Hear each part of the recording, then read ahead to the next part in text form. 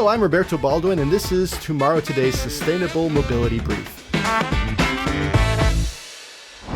The transportation world is evolving at a rate not seen in decades. The transition from fossil fuels to sustainable energy has brought with it some truly exciting opportunities, but also some confusion. I'll sift through the noise and share quick updates on the latest news, trends, and advancements that will impact our world for years to come.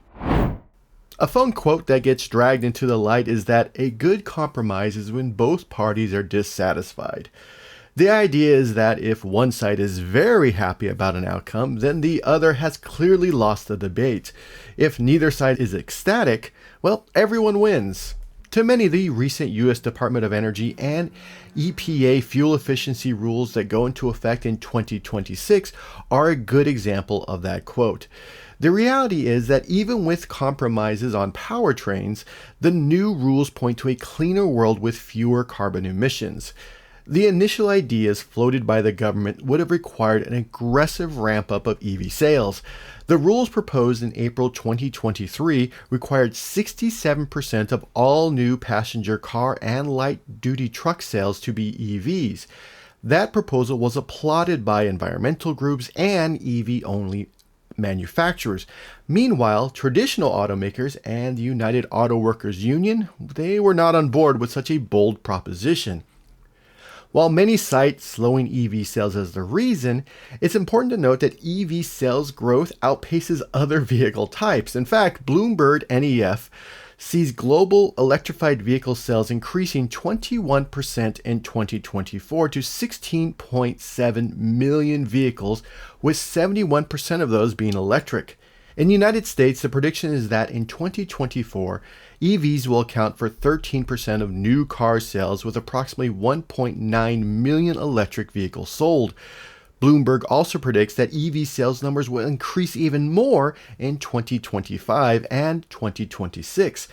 The real concern is that some EV strategies just didn't pan out as well as some automakers hoped, while others had to deal with manufacturing issues that brought EV production to a halt. That means that some U.S. automakers had to regroup and figure out the best way forward.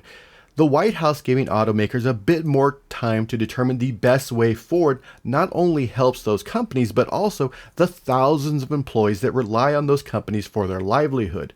Instead of 67% of all new passenger car and light-duty truck sales having to be only electric vehicles, plug-in hybrids will be joining the mix. Like those new rules, a plug-in hybrid is a compromise of a vehicle that, when used correctly, will likely spend most of its life being driven under battery power instead of gasoline.